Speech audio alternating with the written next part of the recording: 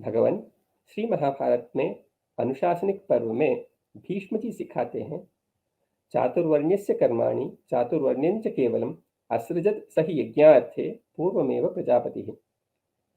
चारों वर्णों का कर्म और चार वर्ण भी, इन दोनों की सृष्टि यज्ञ के लिए किया गया है।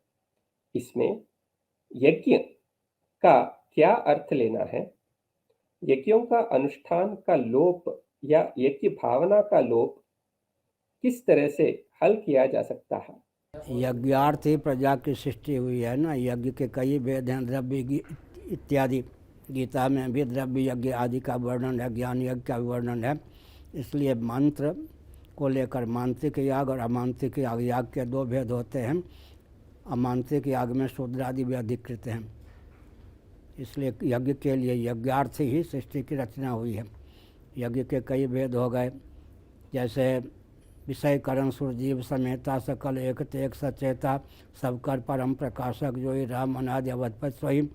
जो निरग्नि हैं, सन्यासी हैं, वो भी कर ही सकते हैं। विषय जितने हैं, शब्द स्पर्श रूप रसगंध, उनके अभिव्यंजक संस्थान सक चंदन मनितादि, ये सब हवनीय द्रव्य हैं। इनको हवनीय द्रव्य मान करके फिर क्या करें हम? इंद्रिय रूपी अग्नि में हवन कर दें। इंद्रिय को हवनीय द्रव्य समझकर मनोरूप अग्नि में हवन कर दें। और इसी प्रकार मन को हवनीय द्रव्य समझकर बुद्धि में हवन कर दें। बुद्धि को हवनीय द्रव्य समझकर आत्म चैतन्य जो अधिष्ठान स्वरूप है, उससे अधिष्ठित अव्यक्त में हवन कर दें। अंत में अव्यक्त को प्रकृति माया शक्ति समझकर शक्तिमान शक्ति के आश्रय शक्ति परमात्मा में हवन कर दें।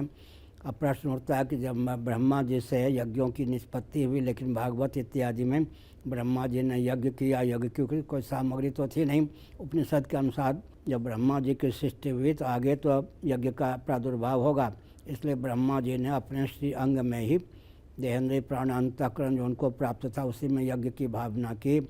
इस प्रकार से भावना की प्रगल्भता से बाह्य सामग्री न होने पर भी यज्ञ का संपादन हो ही सकता है।